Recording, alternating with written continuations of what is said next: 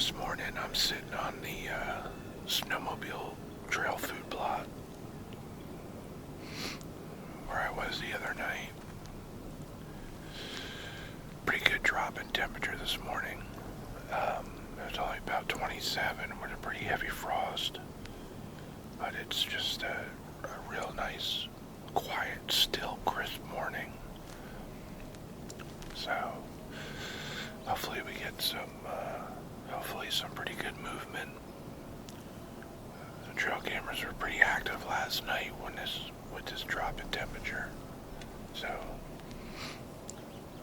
we'll see what happens. The wind is pretty much right out of the north, which works pretty good for this spot. So we'll see.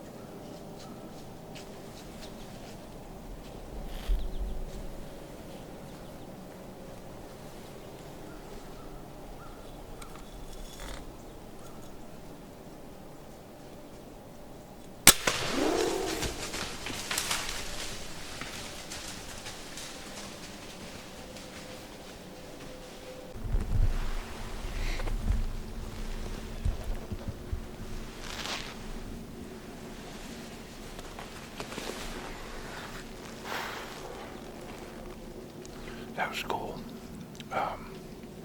I am not sure at all about that hit though. I don't know if she caught me moving, but she just kind of like scampered. I kind of rushed the shot, and I mean, I felt pretty stable when I shot, but I don't know, like right as I shot, you know, my arm like slipped on this moss right here. I like slipped as I shot, so I don't know. Yeah, so we're gonna give it some time, and then we'll go check the bolt and see. I am not, you know, I'm just not sure that hit at all. I mean, I was pretty stable, and I was, you know, I was right on her heart, but right as I was breaking the shot, like I said, I just kind of like, my arm slipped on this moss, so I don't know, but yeah, I mean, that was cool. They came right out of the west here. That's kind of what they've been doing. They kind of come out of the west, hit this food plot, and then continue on east about 200 yards. It gets real thick and nasty. It's actually real wet, and there's a couple of like pieces of high ground in there, kind of swampy with a couple like islands almost, and that's where they like to bed. So that's, you know, this is kind of the travel route that they've been taking. So, but yeah, when I first picked them up, you know, they were only about 45, 50 yards from me, and then by the time I got the camera situated and all that jazz, they were right on top of me, so I couldn't move to grab my crossbow. So I kind of had to wait for him to go past me, and then so that I could get my crossbow and get into position for a shot. So like I say, we'll give it some time. We'll give it some time and see what the bolt looks like. But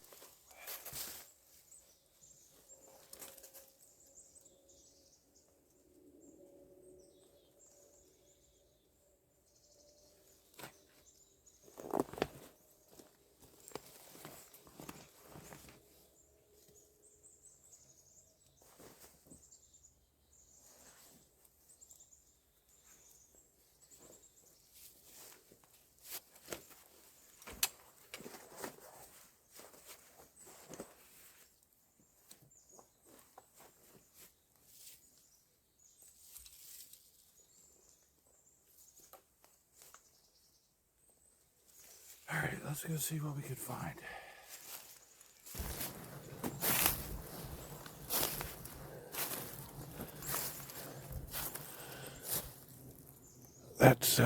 That's where they came out of right there. I was up in that tree right there,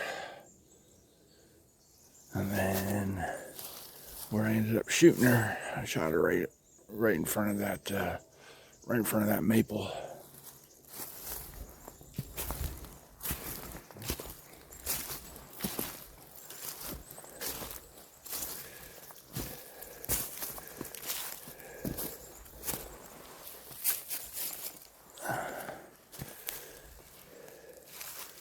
There's my fletching.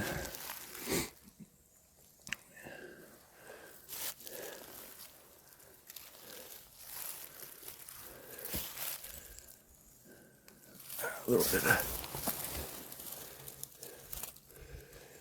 bit of blood right there, with this dew melting off, or this frost melting off. That blood is getting pretty watery. There's my bolt.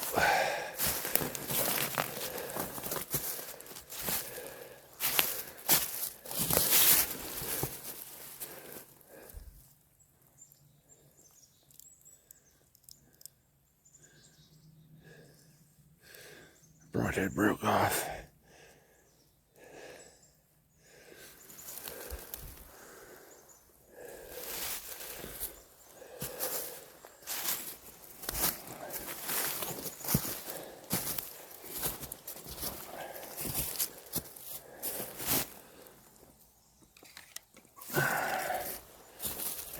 So,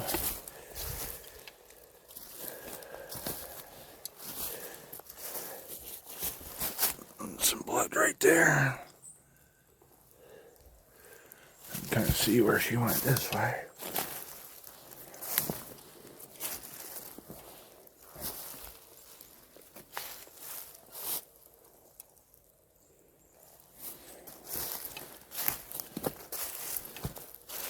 Tracks. See where the leaves are all scuffed up right there.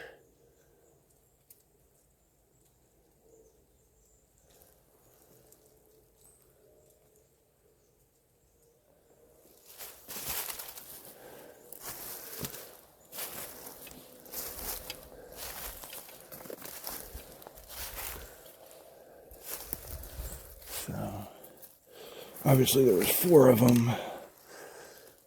So it looks like one went right through here, another one went right through there, and then down the trail a little bit there's where the other ones came across. I'm just gonna figure out which one was her.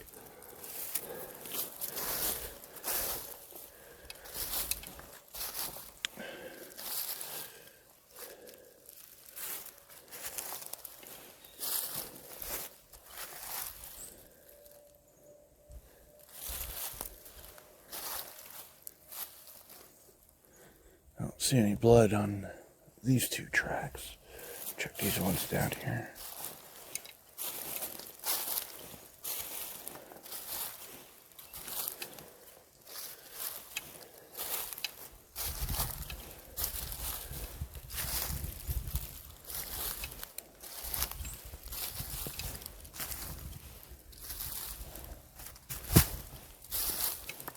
There's blood right here.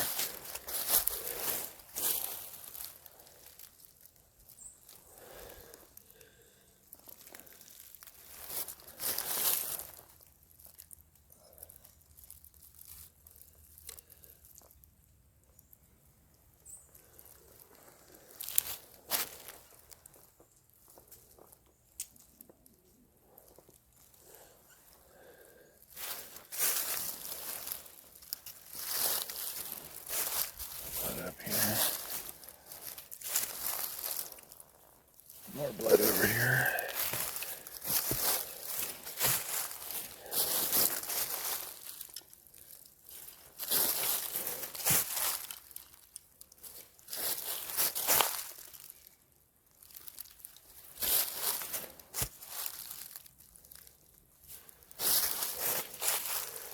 So you can see we're trailing a deer. If you look at this leaf, so the direction that these splatters are pointed, or these drips, that's the direction of travel.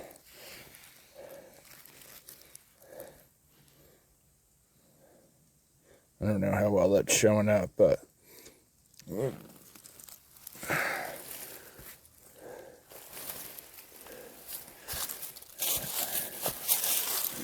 here again.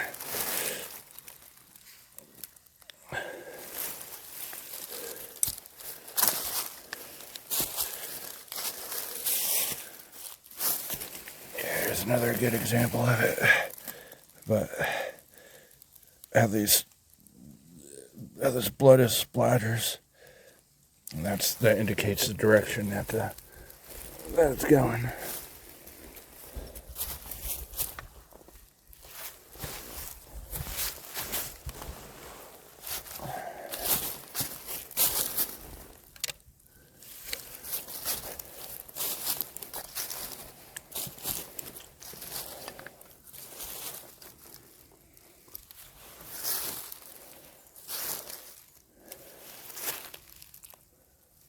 See here, she turned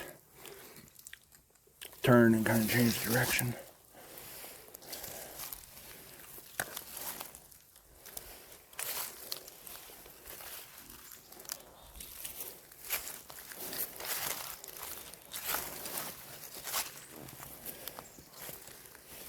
It's all scuffed up. Some blood right there.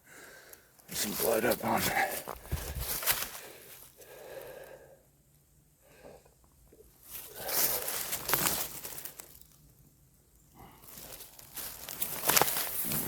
off the trail, heading this way.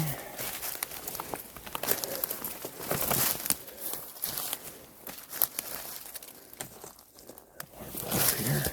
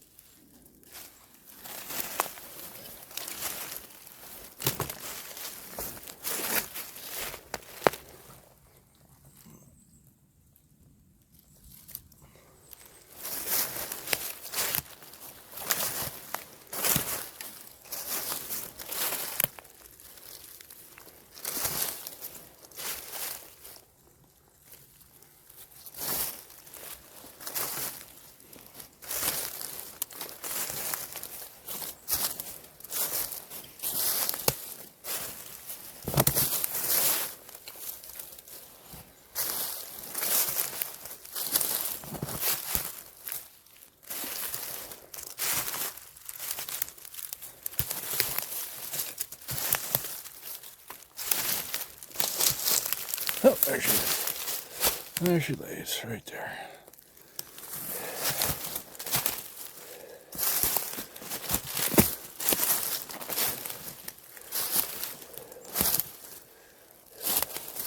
Nice.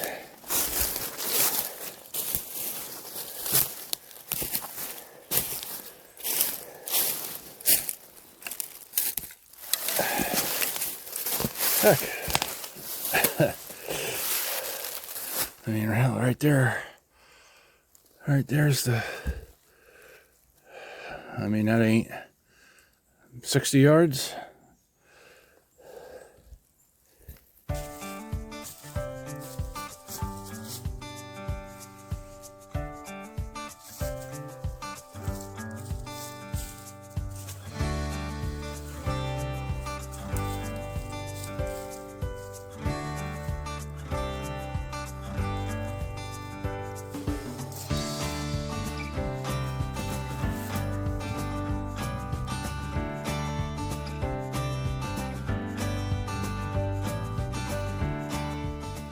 Oh, well, definitely a good morning.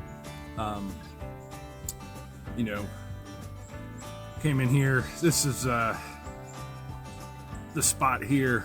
I've been getting some pretty predictable deer movement at this location.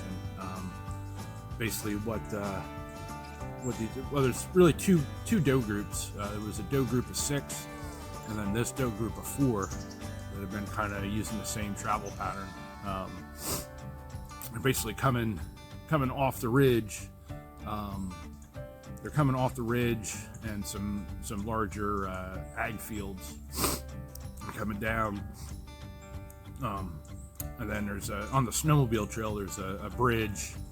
And so just south of the bridge, they've been crossing the snowmobile trail there, and then going into the old, what we call the old snowmobile plot. That was a food plot that we no longer use. We actually moved that food plot to the south a little bit, just because it was in a better location. But so they would cut across that snowmobile trail, and then go through the old snowmobile plot, and then come into the snowmobile trail plot, the new one that we just put in. This is actually the first year that we planted this plot. And then they would basically travel. They'd come in, feed around in this little kill plot here for a little bit, and then continue east. There's a pretty big, thick bedding area here to my east. It kind of starts right here, about 150 yards. But basically, they're crossing the snowmobile trail, hitting this plot, and then going into that bedding area. And that bedding area is pretty wet. It's kind of like wouldn't necessarily call it a swampy area, but it's a real wet area. There's a lot of aspen in there, and a couple of hemlocks, a couple little groves of hemlocks on some of the higher ground. And so they'll get in there and bed on those little high points. So it's pretty predictable deer movement. I hunted in here the first morning I came up, but didn't see anything, which I was kind of surprised about. And then came in here this morning, but definitely had a real good feeling about this morning. We had a pretty good drop in temp last night. When I left the cabin this morning, we had a heavy frost, and it was about 27 degrees, and then crystal clear stars, ton of stars out, crystal clear skies, and then this morning it was just really still, super quiet, real crisp. It was just, you knew it was going to be a good morning. Clear skies. It was just a great morning. And then I happened to catch these four. I first saw them about 45 yards, and by the time I got the cameras situated and turned on and everything, they were pretty much right on top of me then, and so I couldn't move. The direction that they came in, they basically had me pegged. They were clear line of sight, so I couldn't really move to grab my crossbow. So I kind of had to let them kind of feed by me.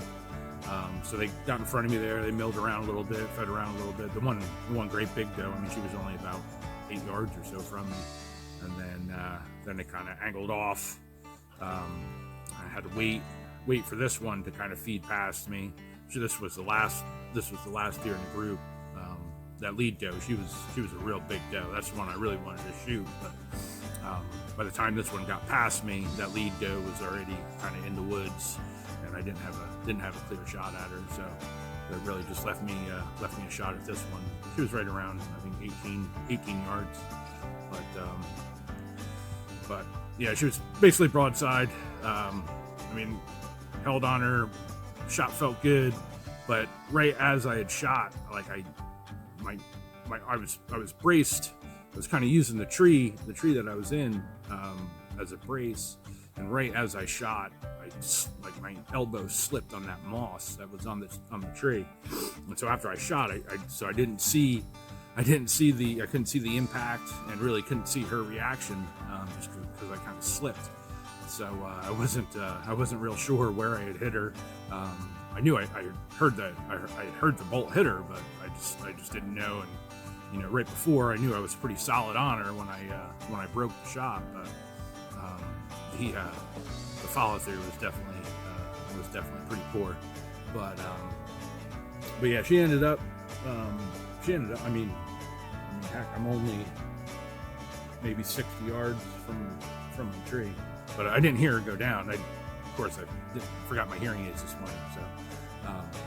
But yeah, so I didn't hear. I mean, she just basically did a kind of a semicircle, maybe only went. I mean, the actual blood trail was maybe 70, 80 yards, but straight line distance from where I shot her is probably only about 60 yards. But yeah, so cool. Couldn't be happier. We'll get the buggy and get her loaded up and get her cleaned up and tagged in, and we'll see what we can get into this afternoon.